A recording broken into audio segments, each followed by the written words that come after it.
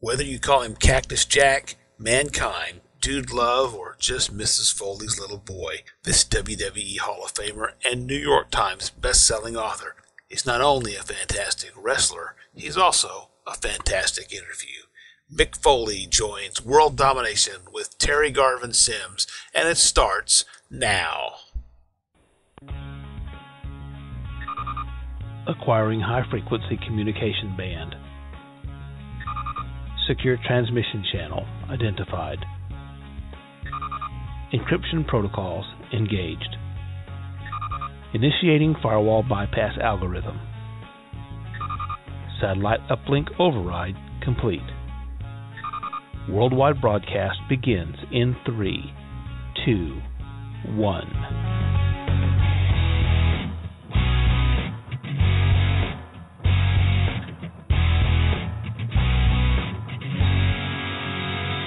Broadcasting live from the worldwide headquarters of the Random Brain Activity Network and a secret underground bunker buried somewhere in the remote mountains of Kentucky.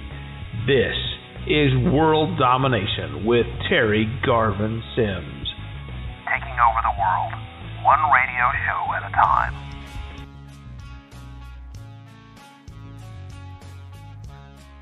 Hello everyone, and welcome to this very special edition of World Domination with Terry Garvin Simms. What makes this edition so special?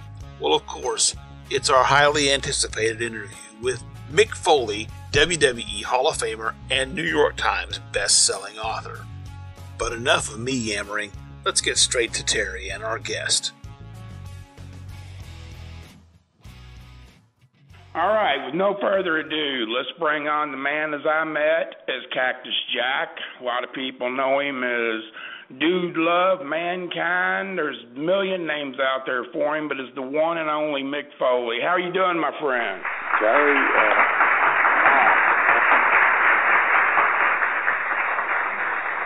nothing like a nice piped-in audience to make me feel right at home.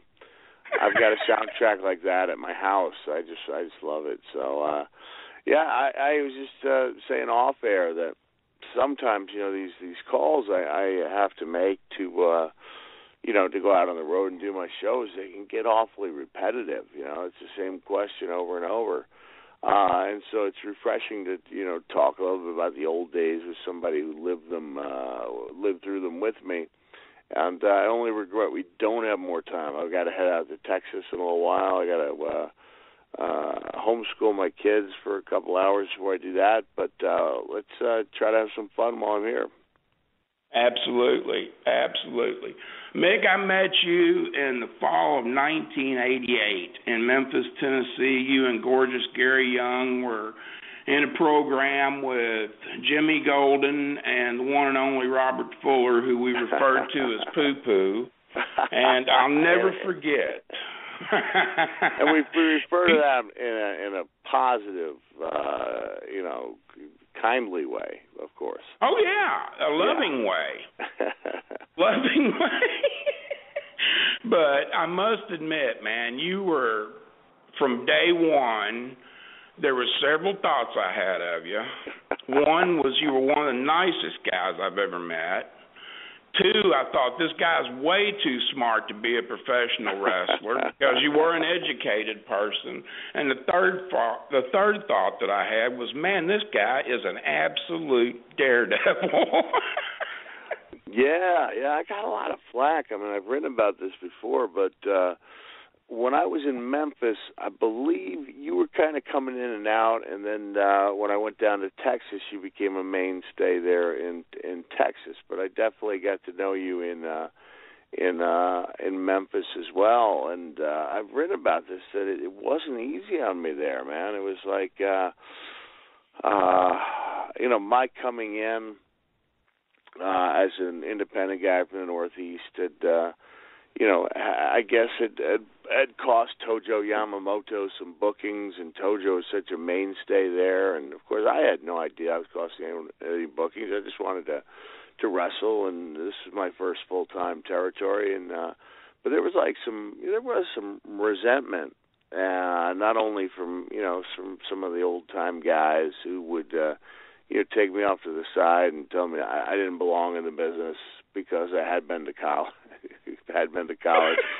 And there were other guys, independent guys from the North who would come up to me after the matches and go, "That's not going to get over here. It's too northern." And to me, good wrestling was good wrestling. And one of the things that made it work was that guys did have different styles. And I've since mended, fences with Randy Hales to the point where, Randy's come to a couple of my shows. He's taken my kids to the circus that he promotes. But at the time, it was I was trying to wrap my mind around the fact that they kind of wanted every heel or bad guy to be the same. It was this is what Robert does. Watch how Robert gets his heat. That's how you get heat. And even then, I was a kind of independent thinker. I had an ability to kind of take in everything, digest it, and kind of eliminate what didn't work for me. And I was all right, if that's absolutely what I have to do, I will have Bruno come up to the ring apron to distract the referee, and I'll get heat behind the referee's back. But it just seemed like the wrong way to do business because I knew as a fan I didn't want to see the same match over and over. And so it was like a baptism by fire, and I learned a lot, man. I learned a lot. Looking back, I should have appreciated it more, especially the fact that in those days, as you recall, you'd be like in the Nashville Fairgrounds, you wouldn't even see your opponent until you got into the ring. And so you learned, you learned a lot. You learned a lot on the fly. You learned to give people different matches. They may not have been the greatest matches, but you learned a lot in a hurry. And in retrospect, I'm really thankful for the days I spent in Memphis, but didn't feel like that. Didn't feel that way while I was enduring them. And then, the moment I took that drive to Texas, it was like my world changed overnight. Eric Embry really took a liking to me. They teamed me up, not just on TV with Gary Young, because Gary and I had teamed up in Memphis TV quite a bit.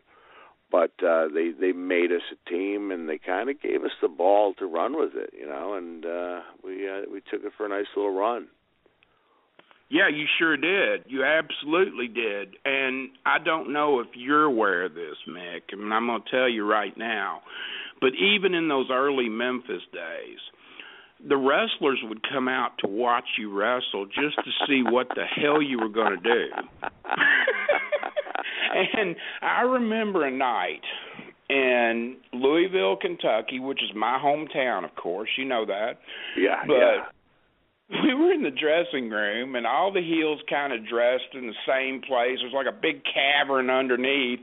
Right. We all had different dressing rooms, but you came in, and I was sitting there talking to Robert Fuller, and you, just as serious, man, as a heart attack, you said, "Robert, I've got a favor to ask you."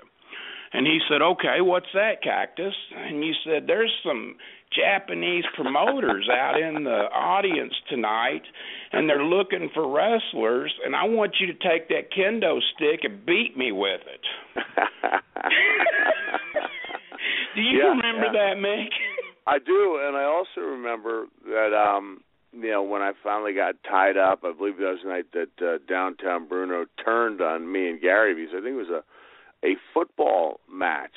And for those people not listening, it sounds obscure, but it was a draw because there was two keys on each end of the football. It would be heavily taped up, and the football would be kicked into the audience. It was an audience participation match, and the audience would try to get it back to the heels. Back to the baby faces, try to keep it away from the heels. It made it a lot of fun, and if the babyface got it, we could unlock our guy, Downtown Bruno, from our cage. And if Robert and Jimmy Golden got a hold of it, they would get Miss Sylvia out of the cage, and she would have Bruno had a kendo stick, Sylvia had a kendo stick, and in this case, Gary and I got to Bruno, who then promptly turned on us, and Robert remembered what I had said about that kendo stick.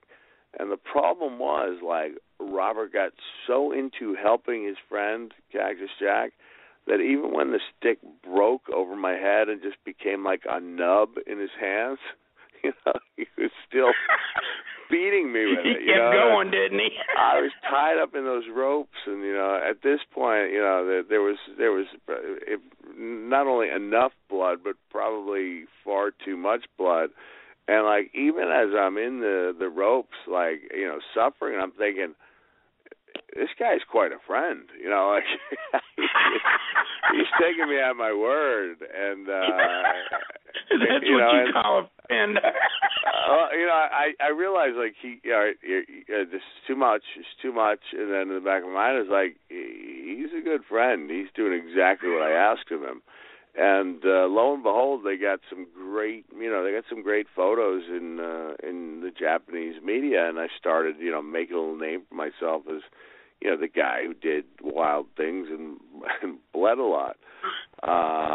And even though I didn't get over to Japan for another 3 years, there was kind of like this, cactus, like, that hardcore reputation started getting around at that point. Absolutely. I remember when you came to the back, man, you were bleeding buckets, and you came straight in that dressing room and thanked him. And when you walked out of the dressing room, Robert Fuller said, "I love that guy." He actually made the comment. He said, "My dad would adopt him." Buddy Fuller was an old shooter from the old school, and they did hard ways back in his day. Oh yeah, sure, yeah. I mean, that was he loved you. Rob was the primary reason, traveling with him and hearing those old school stories. Right, that was the primary reason why I adopted the hard way. In the mid '90s, even through WWE, it was like no one was doing hard ways at that time. And there's a funny story I probably don't have time for. Dealing with my ECW days, where Tommy Dreamer had wanted me in the course of the match, in a good way of telling a story. He wanted to go through everything that I had, because I was a heel, and Tommy was really good young babyface and really good at getting sympathy. Well, he was starting to get really good at it. He had overcome the fact that he was a good-looking guy, and that he'd entered ECW with a pair of green suspenders, almost like with like a Chippendale look when he came in. And so he had to overcome a lot in front of that barbaric crowd. And by enduring things that I'd been through, like a baptism of fire, it was like a great way of getting sympathy on him. Tommy made the mistaken, he had the mistaken idea that just because I had been the recipient of hard ways from guys who really knew how to do it, like Robert Fuller and Terry Funk and Harley Race, that I knew how to give a hard way, which was absolutely not the case. Never done it in my life. I can see this one building. How many times did you have to hit him? Well, it wasn't that I had to hit the eyebrow so many times to try to bust it. I just kept missing the eyebrow, and it was like, here comes one to the forehead, and another to the nose, and then there's one to the cheekbone, and you get hit in the nose a few times, it will cause tears to come to your eyes.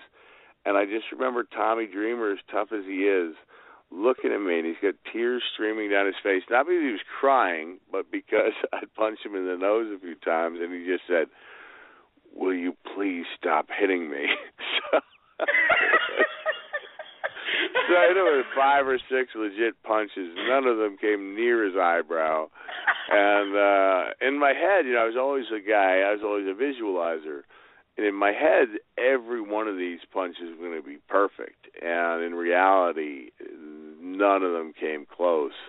And that was the last time I even tried to do it. And the last time I think I tried to do I did do a hard way with Terry Funk in 96, but in 94, right before I went out to the ring with Randy Orton, I pulled him aside and I said, "Randy, sometimes this business, you make your own breaks."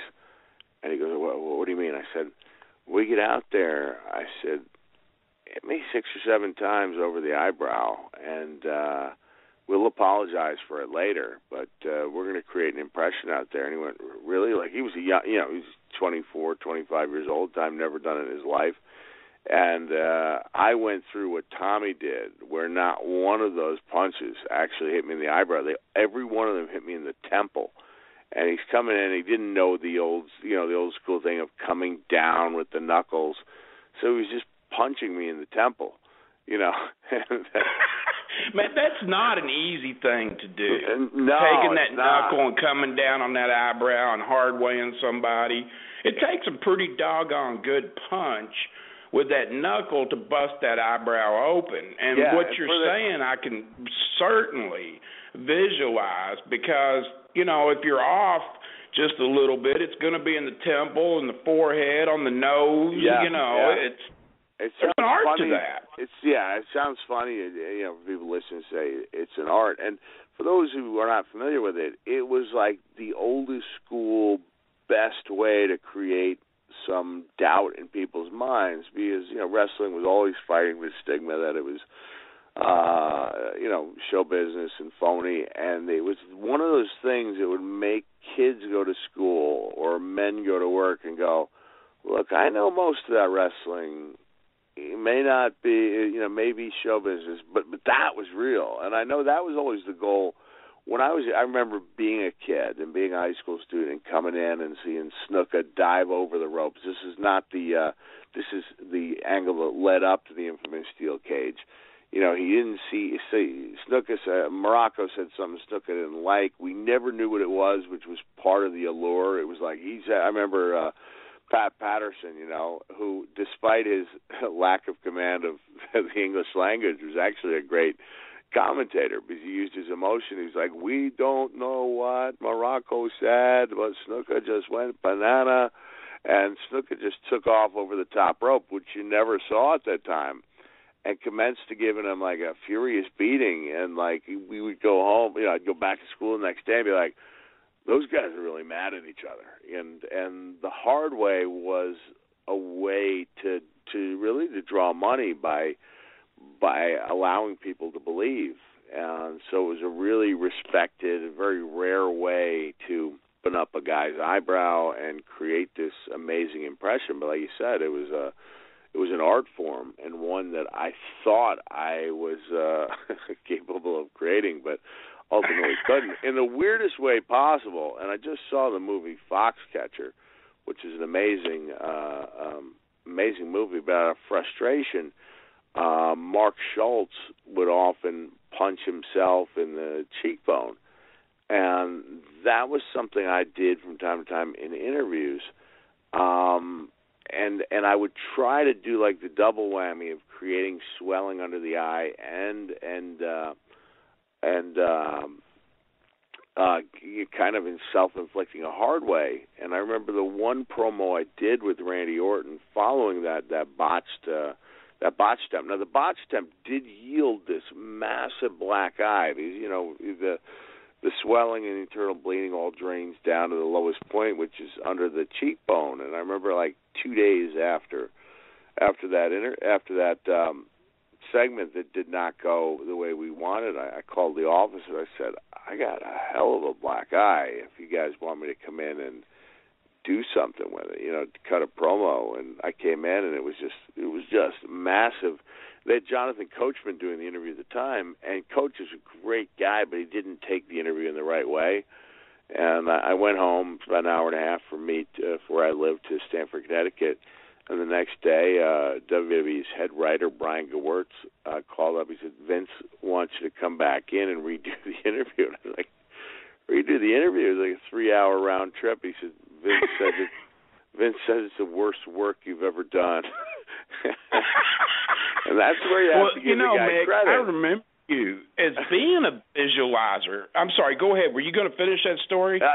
So I did go in, and we got the interview we needed, and that's just the case where Vince, as often as people will watch a show and think that he's off base, and personally, like, I don't agree with the direction he goes in sometimes, but he's a guy who goes after what he wants, and if he sees something he doesn't agree with, he has no problem in in that case, calling me back for another day of promos to get what he wanted. But, yeah, go back to the visualization aspect. Okay. I remember you as being one of the true innovators as far as visualizing your matches. You were good friends with Video Bob Bonjerchi, and I was too. And we would go in sometimes we've recorded the Texas show on Saturday morning, and then they would rush it over to Andrews Entertainment, and they would, get the show ready for that night. And sometimes you would go over and sit with Bob while he produced the show, and I did that at times. And I remember one time you going over and doing this segment.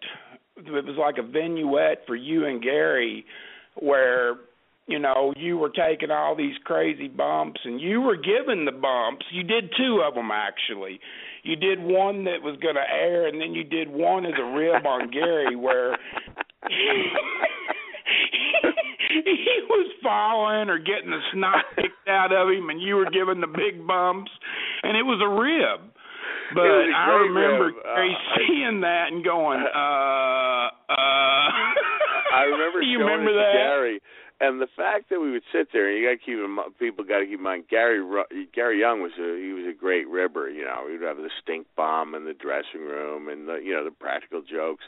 And so to be able to go over to Gary's apartment, hey, Gary got a heck of a video, and it was put together so well.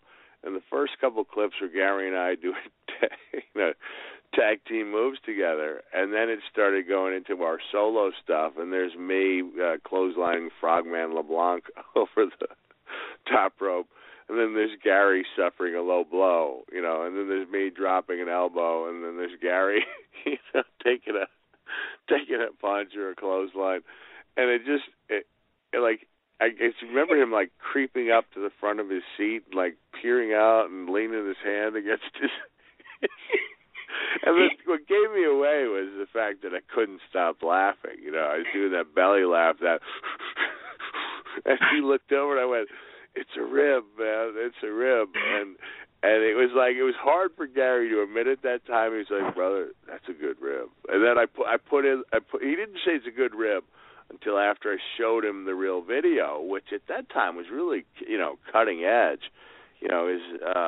What it was, Terry, is I was realistic enough. People thought I was,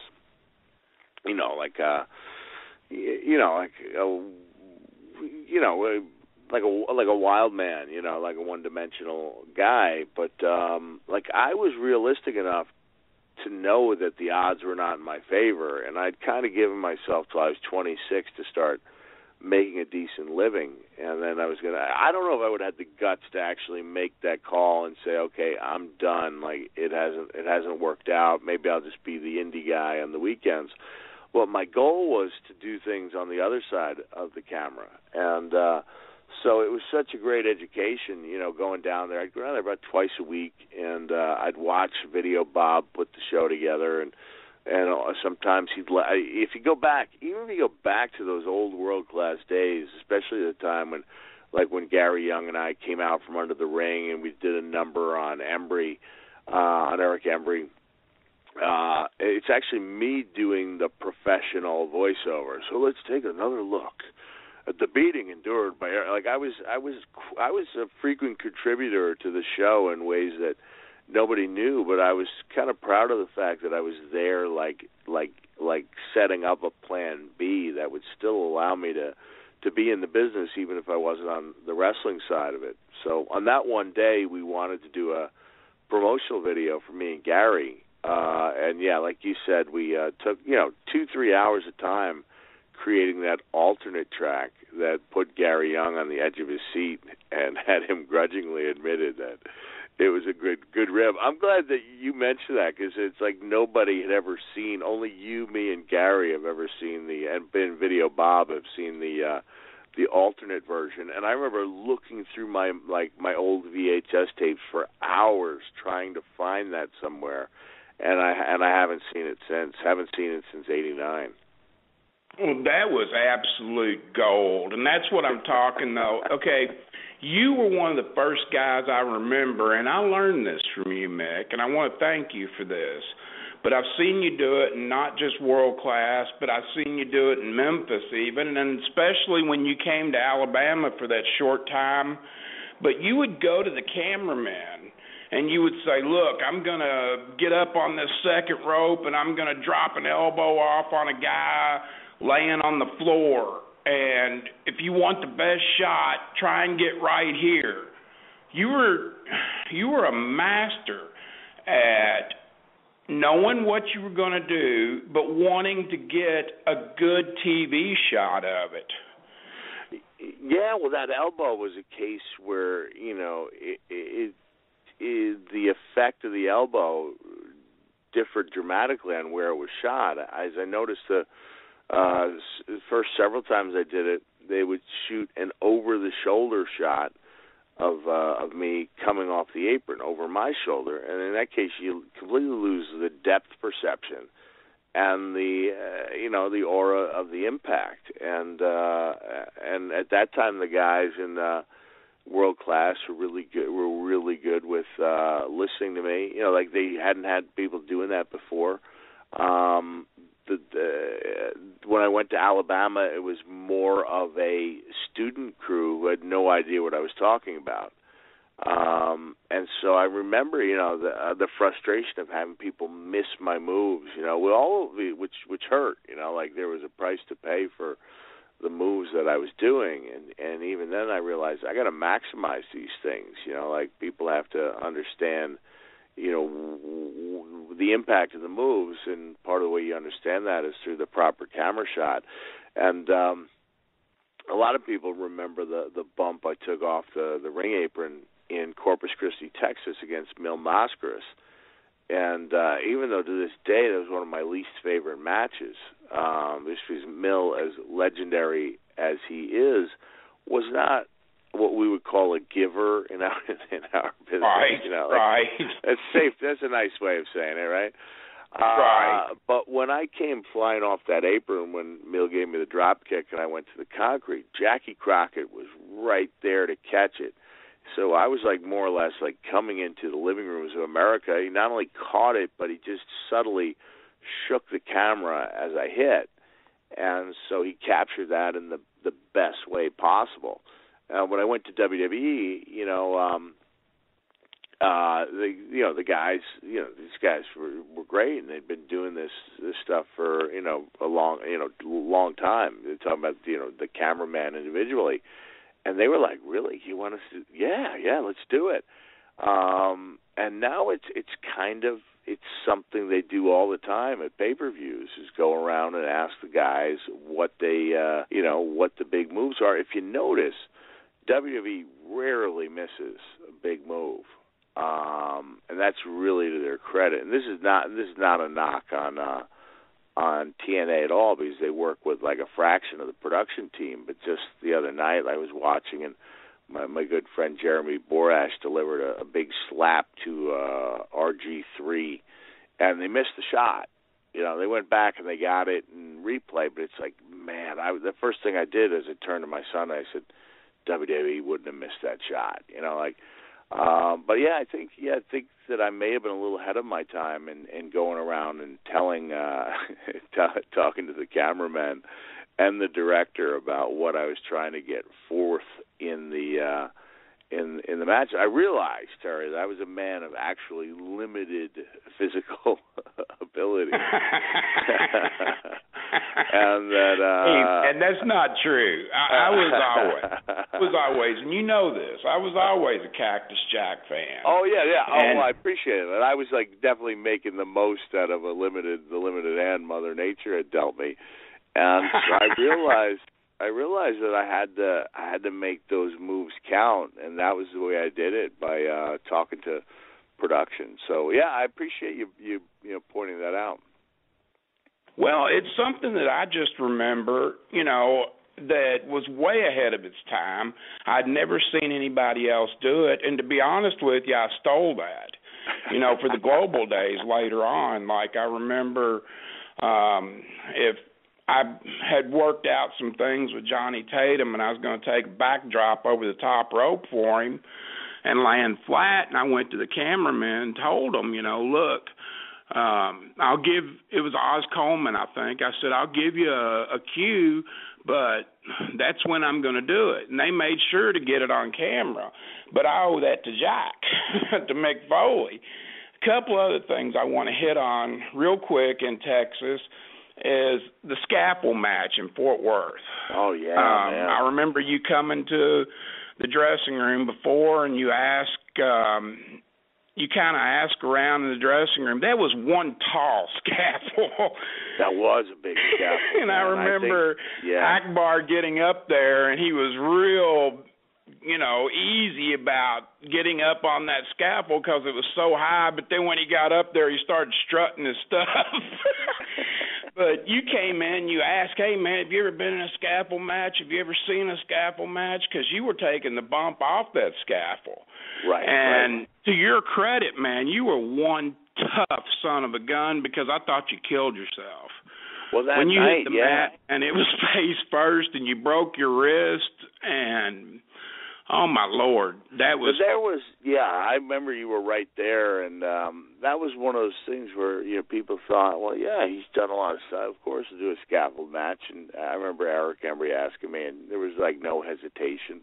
I should have done a thorough run-through and go, Eric, I used to fail the pull-up part of the physical fitness test regularly in elementary school. Eventually I got to where I could do 4, I passed. But that was 200 pounds ago. I am not built. I was not, for example, even a particularly good cage wrestler because I didn't. And even going back to the '98 Hell in a Cell, I had a heck of a time just trying to climb up that cage. Cause that's just not a strength of mine. Climbing. As I was, you will vouch for me. I was a bottom heavy individual. And the idea of suspending and hanging and being in complete control of your body and then kind of taking a bump that's dangerous by any, measure of standards, even when you're in complete control of your body, it's a really dangerous bump to take. And Cornette had blown out his knee, and I believe there have been a couple other knee injuries along the way. But in my case, we were so high up that night. And I still remember, Eric Embry was such a great booker. And before I go, I want to tell the story that's in my book about me, you, Eric Embry, and a different match in Fort Worth. I'm not sure if you know the one I'm talking about, but if not, it's something I think you'll remember fondly when I discuss it. But on this night, I remember Eric just saying, hey, you ready, baby? And Eric smelled so good. He had some kind of cologne. And I kept the shirt that he was wearing. And, to this day, the shirt smells good. But I was I wasn't hanging by my hands. I was, hanging by my, I had my forearms up on top of that thing. And then when I tried to go into the hanging position, my hands just gave way. And so I kind of fell on I was swinging back and forth, and I fell when I was swinging. So as you mentioned, I was kind of heading head first, which is absolutely positively not the way to take that bump. I put my hand out to break my fall, which is a fortunate thing, and broke my wrist. And looking back on it now, I was knocked out. I just remember Ack coming down, and it must have taken Ack 2.5 minutes to get back down that scaffold. So I was probably out for a while. I remember going, oh, baby, that was great. That was great. And, I was very woozily led to the back, and I had to get help just untying my boots because my wrist was broken. And the other thing I remember about that night is I had a girlfriend who had broken up with me, a month or so earlier, calling me up and pleading with me not to take the scaffold match. And I just said, I just said on the phone, should I tell them my ex-girlfriend said I can't do this match? Yes, anything. And so that night in Fort Worth, I remember, walking off and seeing her, just sobbing uncontrollably. And I was like, you want to go out to eat? No, I think it was back. She was waiting by the car. I don't think I asked her at the ringside. And so not only did I take her out to eat, like at a some pizza place with her two kids, but recalling my the legend of my thriftiness. Like, I asked the kids if they would, like, hold off on the soft drinks in favor of the free tap water. So even after taking a jolt like that, I still had the good sense to try to save a couple dollars in world class. Well, you were thrifty. Out of necessity, though. You couldn't live life to the fullest on what we were making. That's right. For sure. Absolutely. Do you remember the story from Fort Worth, Texas? I don't know if you read it. If so, it was such a long time ago. You may have forgotten it. Do you remember this story where we had a battle royal? And I believe it was some type of gimmick battle royal. There may have been handcuffs involved. Do you remember this? Yes, and the reason I do is because I came to a WWE show right as your book had come out. Came running up to me and you said, "Man, you made the book. And I didn't even know you were writing a book, to be honest with you. And, of course, I ran out and bought the book. But tell the story. It was funny. It was funny because your listeners know that you were beauty at the time and you had a lot of heat. And, the truth is like that gimmick, it wouldn't get the same type of heat these days because we've kind of come a long way as a society. But at that time, a flamboyant, hairdresser wearing pink, insisting on a pink mat that be laid down, and kind of backed up by a massive key servant. That was good heat. And people wanted to see the beauty, get his butt kicked. And you entered that battle royal looking more or less like a Michelin man in pink. Like you were. It was great. It was like you were obviously going to do everything you could not to be injured during the course of that match. And I'm trying to think of the logistics here and why it looked okay, I think I got it. Eric Embry, undoubtedly the top babyface in that territory. And Eric's bleeding. He's got like the Spirit of 76. I believe he had some bandages on. He's got the blood coming down. And he was a good wrestler. He's an excellent wrestler. Knew how to play his role. Was super over in that territory. And Eric was about to get like his comeback on me.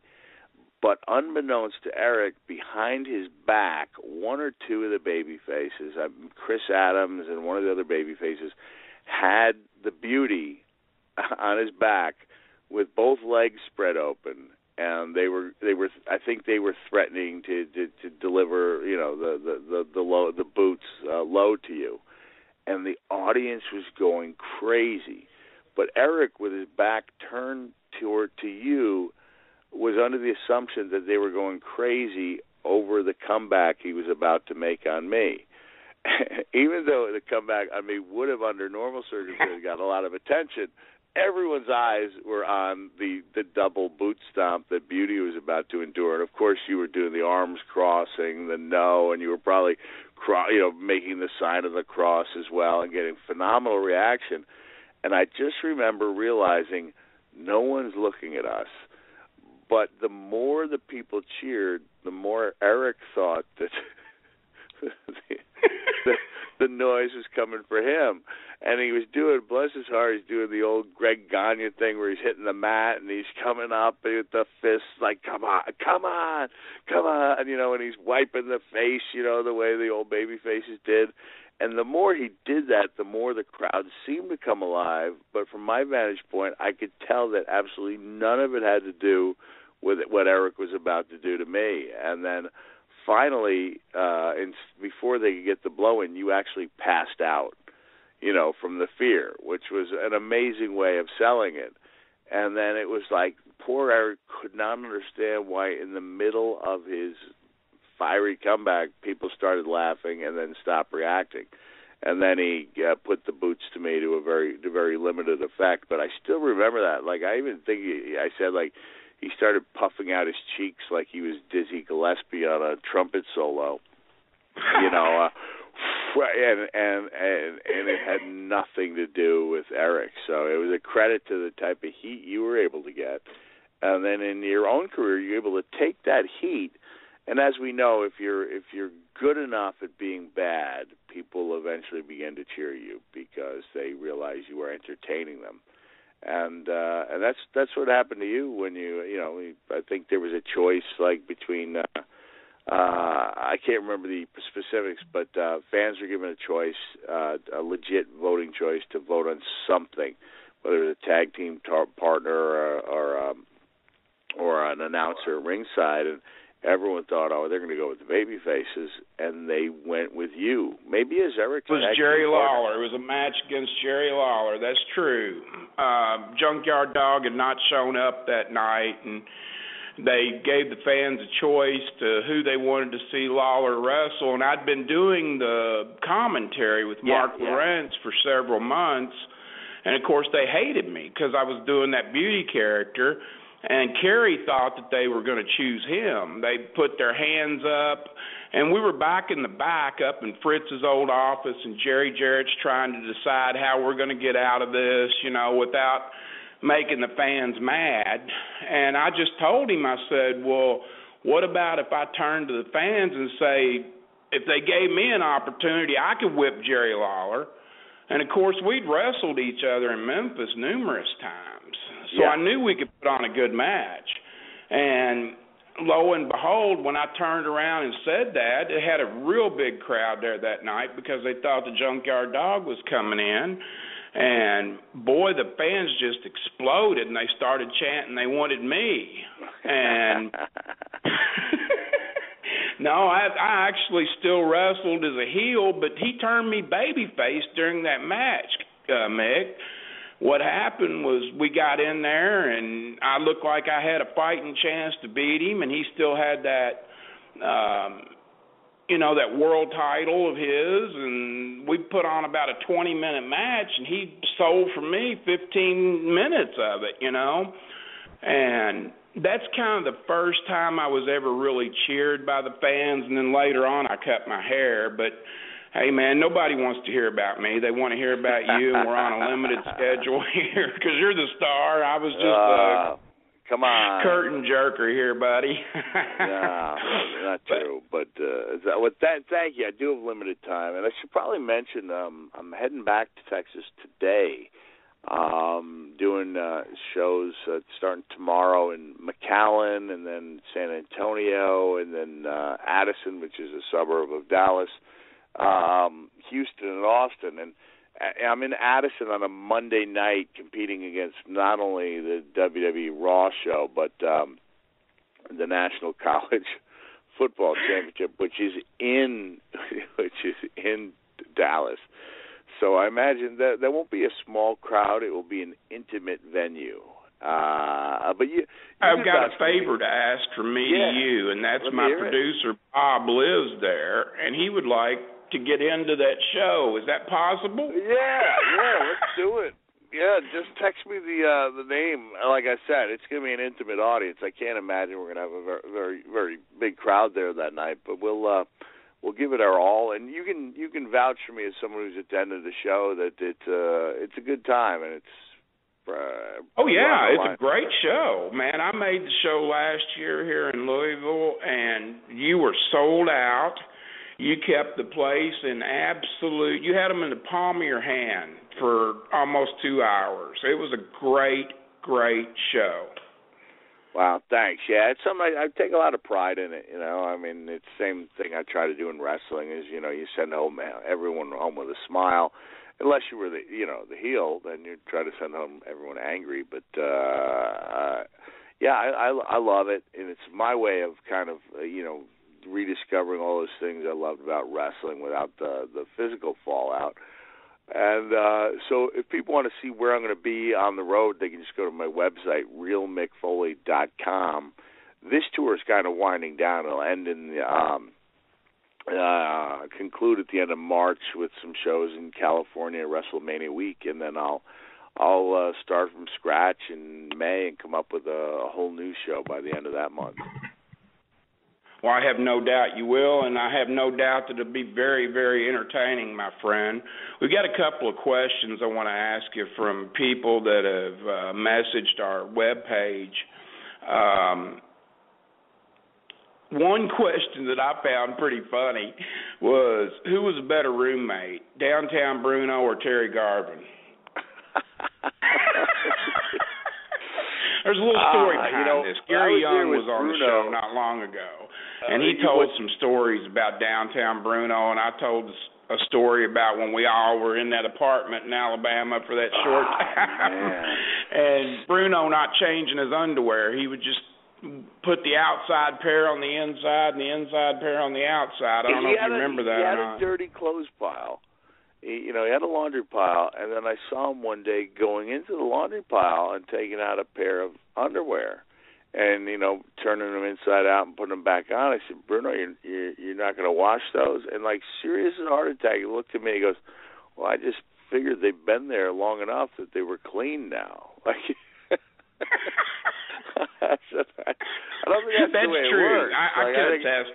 That's true. Laundromats would go out of business if that was the case. And there was some definite eccentricities there with Bruno. Bruno was the guy. He would manage every heel in the territory, and a man of inimitable, right? He was right. He was a classic, and believe it or not, he's there at every WWE TV taping. He does whatever it takes. Hasn't been on air in a long time, but he's always there. He's running around getting people whatever they need. And he's very loyal. He's become a very loyal WWE guy. Must accrue an amazing amount of frequent flyer miles because he's at every television taping. That's a great story to hear because, I actually like Bruno. I mean, I do. And I'm happy for him.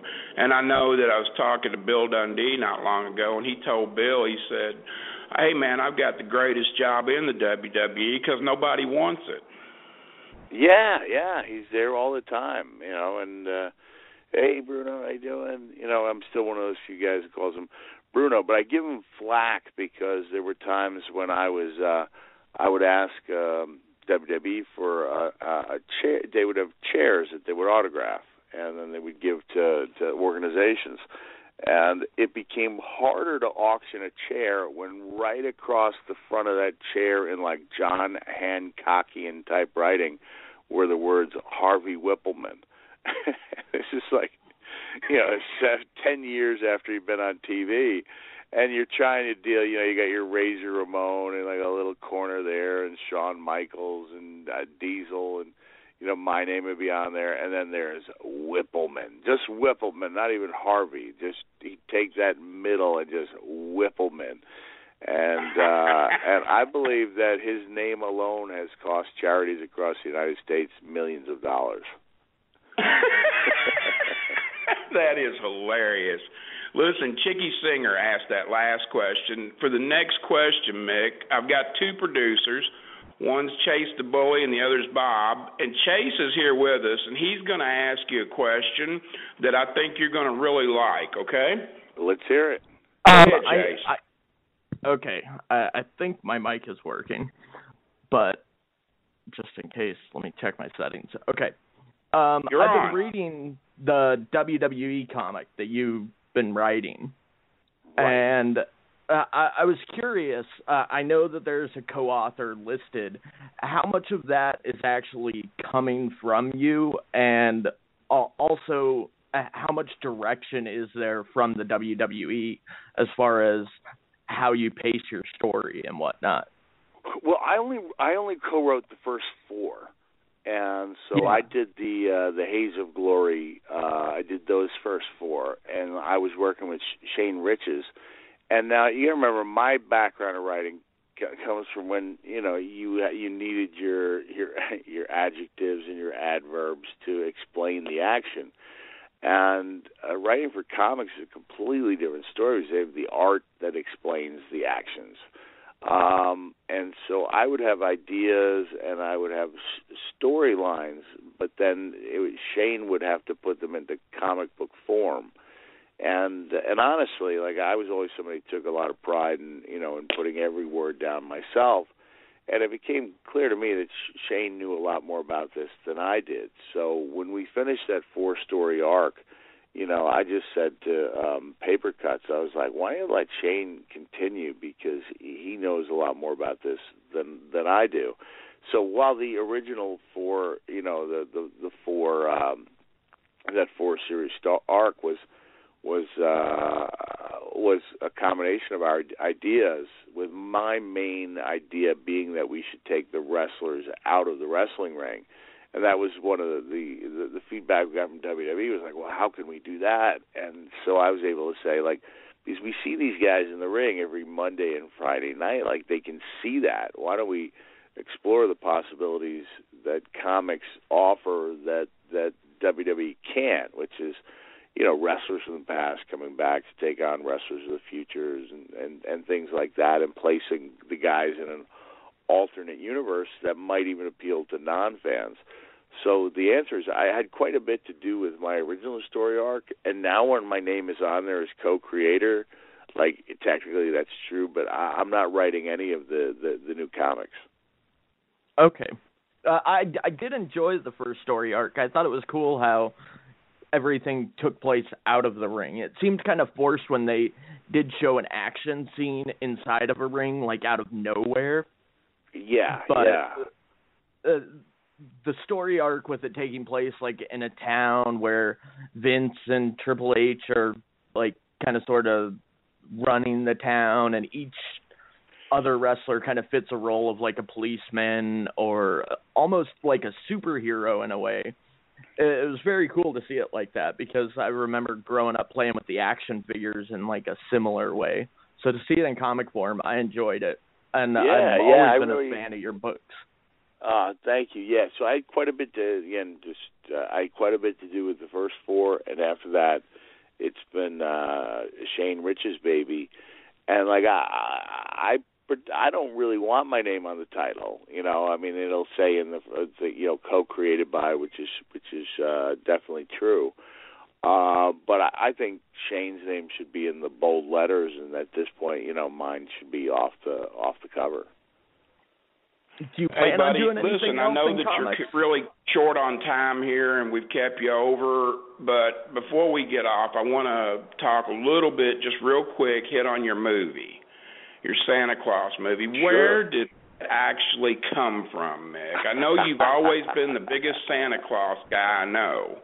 But will you just give the listeners a little rundown about how it came about, please? Yeah, the movie's I Am Santa Claus may still be available on Netflix, or may have been a seasonal thing. But the director, a guy named Tommy Avalone, got in touch with me through Tommy Dreamer. Tommy Dreamer sent me a text, said, hey, there's this guy doing a documentary on Santa Claus. He's legit. I've worked for him.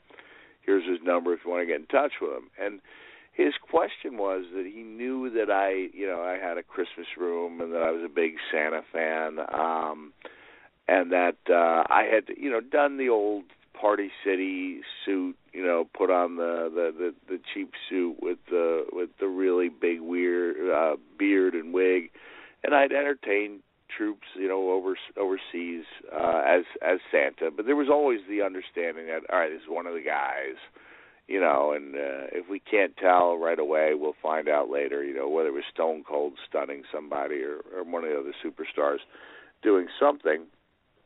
But his question was, would you really like to give this a try, like try to become this iconic character of Santa Claus? And I went, yeah, sure. And that was before I realized, like, the amount of work that went into it, like traveling 6 hours round trip on 2 different occasions for fittings.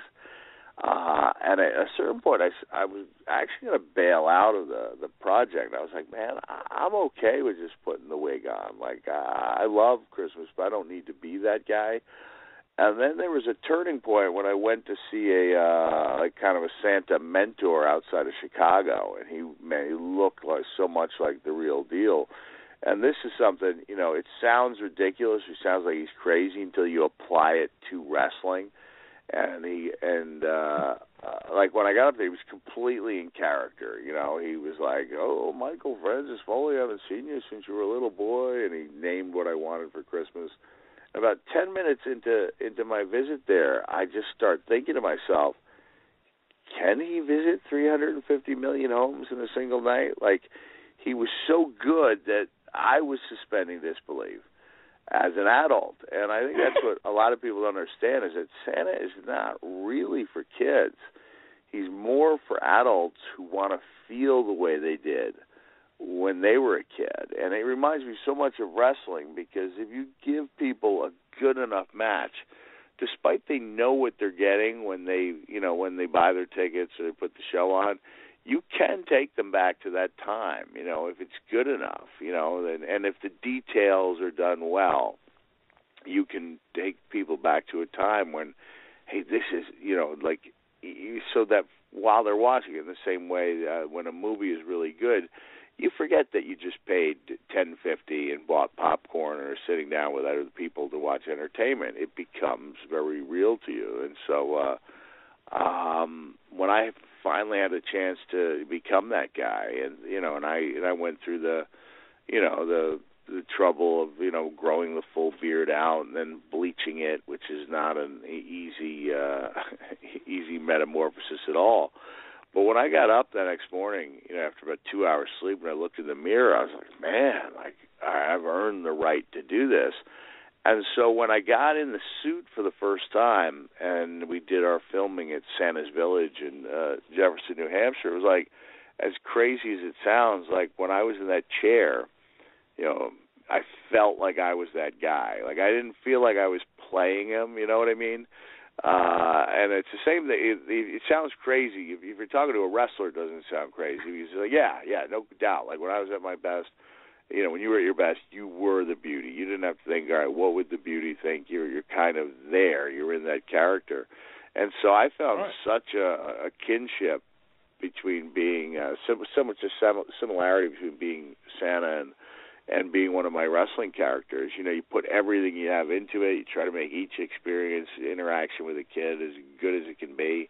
And you're aware that if you're doing your job well, that you're creating, you know, a memory that's going to stick around with a family for a long time. And not that I want to name, you know, not that I want to name drop, but I had a chance to sing "Must Be Santa" with Nora Jones this year, and Nora had mentioned it was pretty cool. I have a that is cool. Who plays bass for Nora, and another good friend. You know, the 3-girl band, like a side project she has called Puss in Boots, and they do a holiday show. And I had mentioned that I'd be willing to learn a song. And so my friend, the bass player, was like, dude, you really want to do this? I was like, yeah. And she's like, can you come to Brooklyn and rehearse with us? And I had picked out the song Must Be Santa because it was the least demanding vocally for me. And then the ladies would say, who's got a beard that's long and white? And my only role would be going, Santa's got a beard that's long and white.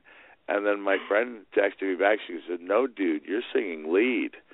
And so it was just surreal for me to show up in a studio, you know, with these 3 great musicians, one of whom has sold 37 million, you know, albums or CDs, downloads combined, and to rehearse for a couple of hours and then go into the venue, you know, like during the intermission and like, do you want to go over it? And then my friend Catherine was like, well, listen, I got to do this. I'm going to do that. Would you mind just doing it with Nora?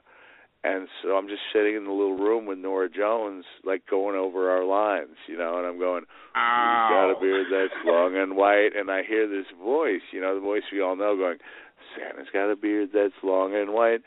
And one of the lessons I've learned from doing my shows is, like, there's really not that much difference, and other wrestlers will attest, and you've been there as well, that when you get the pop from 200 people, it feels a lot like getting the pop from 20,000 people. You know, like, as long as people are into it and they're smiling and they're enjoying themselves, it's very much the same. So I went out there and I mean, I did that song, and there's this nice photo. Like, Nora gave me the biggest hug because she knew it was a big deal to me. Like, she knew it was a big deal to me. And what I'm segueing into is she had wanted to bring her child, a baby, to get her first photo with Santa. And it was like, you know, you talk about compliments. Like, really? You want to take that photo with me? Like, it's a photo they'll have in their family for the rest of their lives. And the baby couldn't make it. And baby was sleeping or whatever.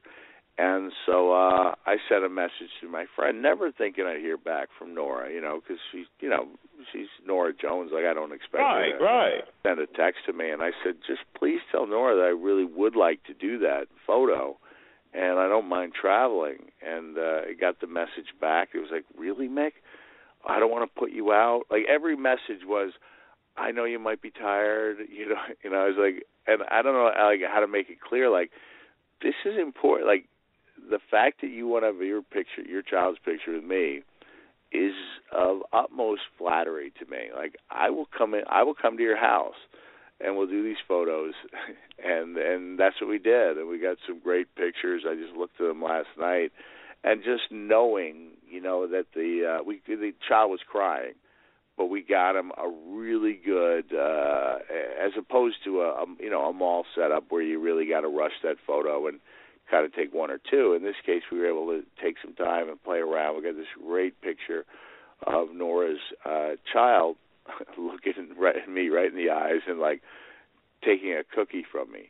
And it's a great magical picture, and knowing that you know, photo will be around for 40, 50 years gives me the same sense of pride. As weird as it sounds, like, it gives me that same sense of fulfillment of knowing that Hell in a Cell is around.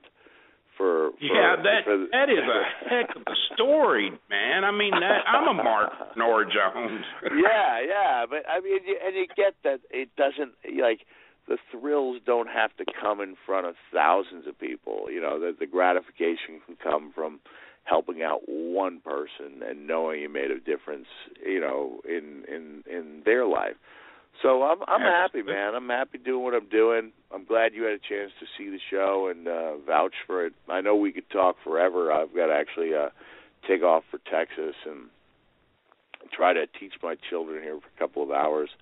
But listen, Terry, we'll catch up on the road sometime. Best of luck to you on your podcast and in life in general. And have a nice day. Absolutely. Thank you, Mick. And I want to tell you now, to everybody, I am so extremely proud of everything that you've accomplished and everything that you've done, not only in the WWE, but your writing ventures, your shows that you're doing now. And my friend, I want nothing but the best for you and your family. You're one person that stands out that, you know, you're the same as the very first day I met you. Well, I appreciate that, Terry. It's a big compliment. Thank you very much, and I'll see you next time I'm in town, okay? Absolutely, my friend. Thank you very much for spending some time with us, Mick. All right, you got it, man. See you later. Have a great day. And that about does it for another episode of World Domination with Terry Garvin Simms. This episode was taped on Friday, but the post-production work being done on Sunday night. So I can tell you, Terry is giddy about his Packers. Chase still has his man crush on Tom Brady. And me, I'm just happy that Terry did not have to shave his head, tape his hair to his butt, and dance around naked like he promised he'd do if the Cowboys won.